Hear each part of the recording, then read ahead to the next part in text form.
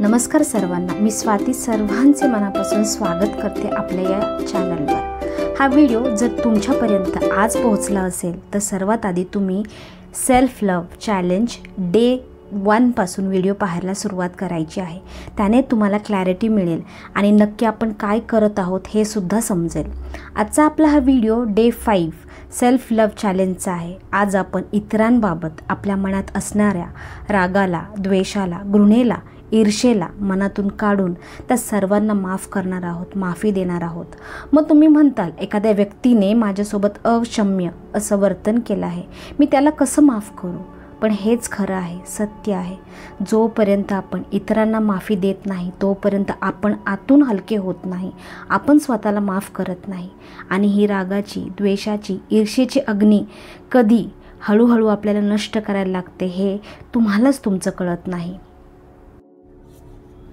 तुम्हाला तुमच्या स्वतःच्या चांगल्या वर्तमान आणि भविष्य काळासाठी इतरांना माफ करावेच लागणार आहे। इथे मी तुम्हाला एक गोष्ट सांगू इच्छिते, जी मी विपश्यनेमध्ये नेहमी ऐकते आणि ती माझ्या सर्वात जवळची अशी गोष्ट आहे। माझा राग एकदम या गोष्टीमुळे 0 होतो, नील होतो। गोयंका गुरुजी त्यांच्या प्रवचनात एक उदाहरण देऊन सांगतात की 2 माणसांमध्ये जमिनीसाठी विकोपाचा वाद झालेला असतो। त्यातला एक माणूस खरा असतो।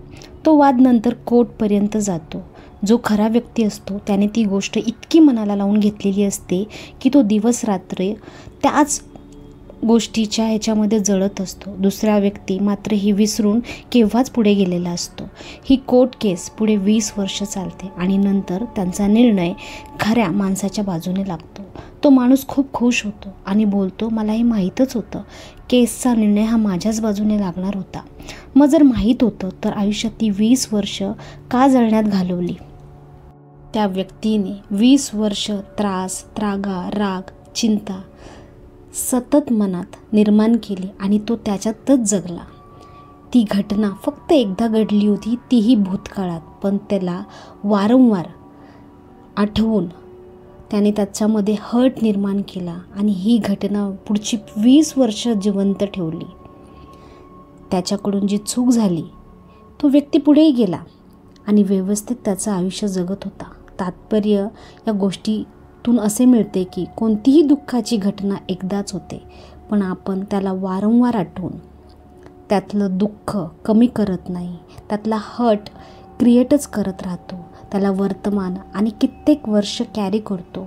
गुरुजी पण हेच सांगतात, माणसं खूप गर्वाने सांगतात, मी ही घटना कधीच विसरू शकत नाही किंवा एखाद्या व्यक्तीला मी कधीच माफ करू शकत नाही। यात फक्त मूर्खपणा आहे। आपण त्या व्यक्तीला शिक्षा नाही देत, स्वतःला देतो। ते दुःख आणखीन खोलवर पाळून ठेवतो, त्याला खतपाणी घालतो, पण त्यातून साध्य काय होतं? काहीच नाही, फक्त स्वतःच्या भावनांची हानी होते। म्हणून माफ करता आलं पाहिजे इतरांना। त्यामुळे आपण स्वतःला एक संधी देतो आनंदाने, उत्साहाने, प्रेमाने जगण्याची।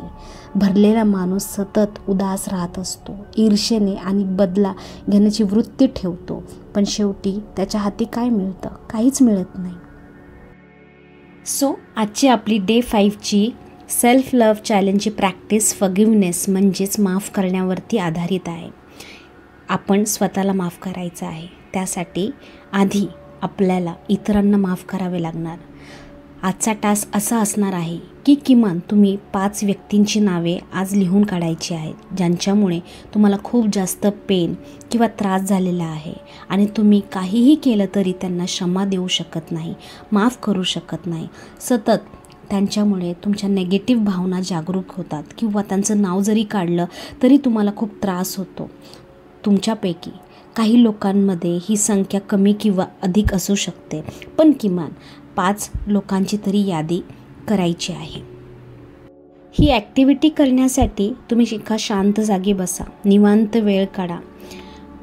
जरी ही गोष्ट छोटी वाटत असली तरी खूप कारागर आहे स्वतःला इमोशनल पेनमधून बाहेर काढण्यासाठी। वाटल्यास चहा किंवा कॉफीचा कप घेऊन बसा, स्वतःला रिलॅक्स, शांत करा। हे काम करत असताना मनापासून फील करून करा। डायरीमध्ये त्या व्यक्तींचे फोटो असतील तर ते लावा किंवा मोबाईलमध्ये असेल तर तो समोर ठेवा. फोटो तर तुमच्याकडे नक्कीच असणार, कारण ही सगळी जी लोकं आहेत ज्यांनी तुम्हाला इतका त्रास दिलेला आहे किंवा पेन दिलेला आहे ती सगळी जवळचीच असणार. कारण असंच आपण कोणाचंही बोलणं इतकं मनावर घेत नाही जोपर्यंत तो व्यक्ती आपला खास जवळचा नसेल आणि त्याचं ओझंही खूप जास्त वेळ बाळगत नाही. पानाच्या मध्यभागी त्यांचा फोटो लावा, नाव लिहा त्यांचं, तुमचं त्यांच्यासोबत असणारं नातं लिहा आणि आता त्यांच्याबद्दल कोणकोणत्या गोष्टींविषयी तुमच्या मनामध्ये राग द्वेष आहे ते लिहा. अशी कोणती घटना घडली ज्यामुळे तुम्ही खूप दुःखी झालात ते सुद्धा लिहा. कमीत कमी 10 गोष्टी तरी लिहा आणि जास्तीत जास्त किती असू शकतील ते सर्वस्वी तुमच्यावरती अवलंबून आहे. ते लिहून झाल्यावर पुन्हा एकदा हळूवारपणे ते वाचा, शांतपणे. आता 5 ते 7 दीर्घ श्वास घ्या. आपला हात आपल्या अनाहत चक्रावर ठेवा, डोळे अलगद हळूवार मिटा आणि आता तुम्ही त्यांच्याविषयी जे काही लिहिलेलं आहे त्यामुळे या क्षणामध्ये तुमच्या मनामध्ये कोणकोणत्या नकारात्मक भावना निर्माण झाल्या त्या सर्वांसाठी आपण होपोनोपोनो प्रार्थना करणार आहोत. उदाहरणार्थ माझ्या मैत्रिणीमध्ये आणि माझ्यामध्ये एक अशी घटना घडली ज्याच्यामुळे मला खूप दुःख मिळाले. मी आता तिच्याविषयी 10 अशा गोष्टी लिहील की ज्याचा मला राग येतो किंवा द्वेष वाटतो किंवा मला दुःख वाटतं. जसं की ती खूप इझिली जज करते, सत्य परिस्थिती जाणून घेण्याचा प्रयत्न करत नाही, खूप स्पष्ट बोलते मनाला लागेल असे किंवा स्वतःच्याच मनाचे तर्क बांधत राहते किंवा इतर. हे सगळं लिहित असताना माझ्या मनात तिच्याबद्दल जो काही राग निर्माण झाला त्याला मी होपोनोपोनो प्रार्थना करणार. आता माझ्या मनात माझ्या मैत्रिणीची XYZ घटना आठवून जे काही नेगेटिव्ह इमोशन्स पण निर्माण झाले, जे मी शरीराच्या लेवलवरती आता फील करते त्या सर्वांची मी क्षमा मागणार. I am sorry, please forgive me. मी पुन्हा असं करणार नाही. थँक्यू मला क्षमा दिल्याबद्दल. माझं माझ्यावरती भरपूर प्रेम आहे. I love you. अगदी याप्रमाणे तुम्हीसुद्धा होपोनोपोनो प्रार्थना करायची आहे त्या सर्वांसाठी. यापुढची प्रॅक्टिस अशी असणार आहे की त्या फोटोला पाहून तुम्हाला त्यांनासुद्धा माफी द्यायची आहे. तुम्हाला या पेनमधून स्वतःला मुक्त करायचं आहे. सो तुम्ही म्हणू शकता, मला तुम्ही कळत नकळत दुखावलं त्याबद्दल मी तुम्हाला क्षमा देतो आणि तुम्हाला मी कळत नकळत दुखावल्याबद्दल मी तुमची क्षमा मागते. आपलं अकाउंट इथेच आपण क्लिअर करत आहोत. मी प्रेम आणि शांती चूज करते, निवडते. आजची ॲक्टिव्हिटी थोडी खास आहे, थोडी अवघड असली तरी अशक्य मात्र बिलकुल नाही. दुसऱ्याला माफ करता आलं पाहिजे. हे थोडं हेवी आहे, कारण का आपण सतत मीपणामध्ये जगत असतो की मी हे करू शकत नाही किंवा मला हे जमणार नाही. पण जोपर्यंत आपण आपल्यातला मीपणा काढत नाही तोपर्यंत आपण हलके होऊ शकत नाही, रिलॅक्स होऊ शकत नाही आणि स्वतःवर निरपेक्ष प्रामाणिक प्रेमसुद्धा करू शकणार नाही, पुढे आयुष्यात जाऊ शकणार नाही. स्वतःला लाईटर करण्यासाठी आपल्याला फॉरगिवनेस द्यावाच लागणार. तर नक्की करून पहा डे 5 सेल्फ लव्ह चॅलेंजची ही ॲक्टिव्हिटी. क्षमा हा खूप सुंदर दागिना आहे.